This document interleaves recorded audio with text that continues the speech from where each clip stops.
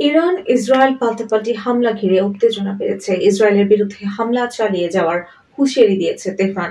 একই হুমকি দিয়েছে ইসরায়েলও। দেশটির প্রতিরক্ষা মন্ত্রী বলছেন, ক্ষেপণাস্ত্র হামলা চলতে থাকলে তেহরানকে জ্বালিয়ে দেওয়া হবে।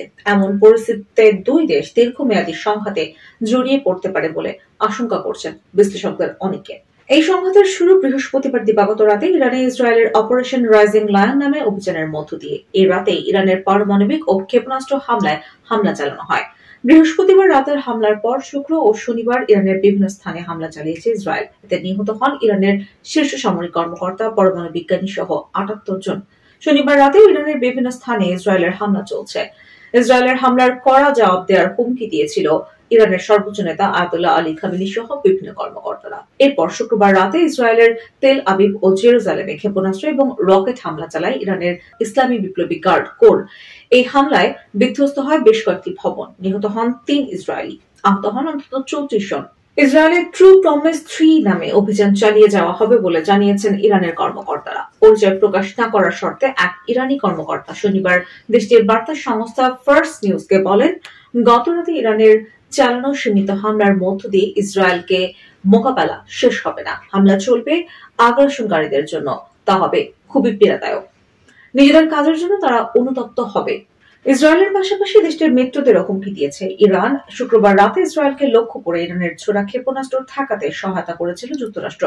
মধ্যপ্রাচ্যের যুক্তরাষ্ট্র ছাড়া যুক্তরাজ্য ও ফ্রান্সের সামরিক ঘাঁটি এবং যুদ্ধ জাহাজ রয়েছে। ইসরায়েলের মিত্র এই দেশগুলো চলমান সংঘাতে হস্তক্ষেপ করলে তাদেরও হামলার লক্ষ্যবস্তু করা হবে বলে এক বিবৃতিতে জানিয়েছে ইরান সরকার।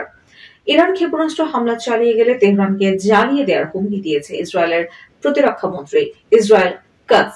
শনিবার এক বিবৃতিতে তিনি আয়াতুল্লাহ আলী খামেনির উদ্দেশ্যে বলেছেন, খামেনি ইরানের নাগরিকদের জিম্মি করছেন। ইসরায়েলের জনগণের ক্ষতি হলে ইরানকে চড়া মূল্য দিতে হবে। খামেনি যদি ক্ষেপণাস্ত্র হামলা চালাতে থাকেন তাহলে তেহরান জ্বলবে। পরে ইসরায়েলের প্রধানমন্ত্রী বেনিয়ামিন নেতানিয়াহু হুঁশিয়ারি দিয়ে বলেন, আমরা আয়াতুল্লাহ সরকারের প্রতি স্থাপনা ও লক্ষ্যবস্তুতে আঘাত হানব।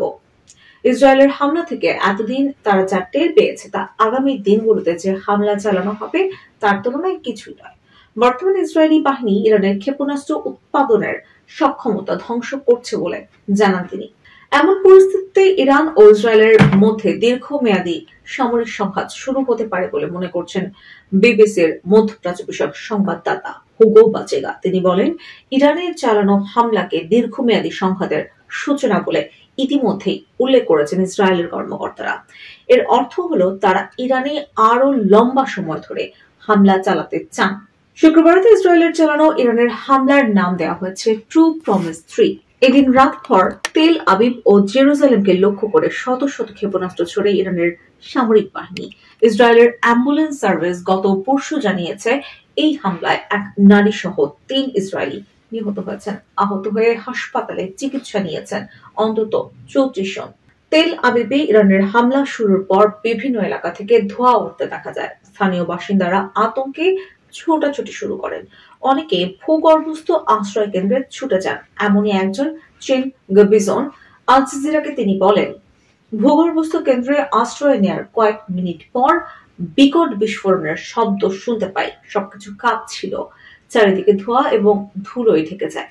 ইসরায়েলি সংবাদ মাধ্যম হারেজের খবরে বলা হচ্ছে, ইরানের হামলায় তেল আবিবের ঘনবসতিপূর্ণ এলাকায় একটি বহুতল ভবনের নিচের অংশ ক্ষতিগ্রস্ত হয়। এছাড়া শহরের উপকণ্ঠে আরো 9টি ভবন ধ্বংস হয়ে যায়। জেরুজালেমেও বিস্ফোরণের বিকট শব্দ শোনা যায়। শুক্রবার রাতে ইরান ১৫০ শতাধিক ক্ষেপণাস্ত্র ছুড়েছে বলে জানিয়েছে ইসরায়েলি সংবাদ মাধ্যম হারেজ। ইসরায়েলের সামরিক বাহিনীর দাবি, এসব ক্ষেপণাস্ত্রের বেশিরভাগই আকাশে থাকতে প্রতিহত করা হয়েছে। একই সঙ্গে সংঘাত বৃদ্ধির শঙ্কায় লেবানন ও জর্ডান সীমান্তে সেনা মোতায়েন করেছে ইসরায়েল। আর পরবর্তী ঘোষণা না দেওয়া পর্যন্ত দেশটির বেন গুরিয়ন বিমানবন্দর বন্ধের ঘোষণা দিয়েছে বিমানবন্দর কর্তৃপক্ষ।